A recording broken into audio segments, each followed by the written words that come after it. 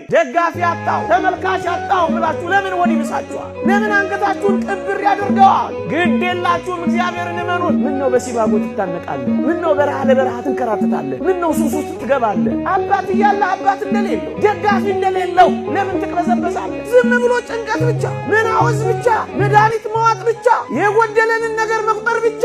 ቢቆረጥ በእግዚአብሔር ተስፋ ይቆረጣል። አስረባችሁ እንኳን ሊያኖር እንደሚችል ሳያስቀማችሁ እንኳን ሊያኖር እንደሚችል ማመን ይሄ ነው እምነት ማለት። እመኑት እግዚአብሔር። እኛ እኮ እግዚአብሔርን የምንጠረጥረው ለማያምኑት እንኳን በሚሰጠው ነገር እኮ ነው። እናንተ ይሄ አሳፍረ ዓለም መጀመሪያ ሳቋል፣ ከዛስ ደስታችሁን ነው የምትወስደው። ዓለም መጀመሪያ ቡረቀዋል፣ ከዚያስ ለቅሷችሁን ነው የምታበቃው። ይበቃኛል ካላችሁ ታርፋላችሁ። ከሰው ጋር ትወዳደሩ። ምክንያቱም ኑሮ ይበቃኛል ብላችሁ ስለምትሉ ጭንቅ አትበሉ። እናንተ ተረጋጉና ስከሩ። እግዚአብሔር የእውቀት መንፈስ አልሰጠን፣ የመረጋጋት መንፈስ ነው የሰጠን።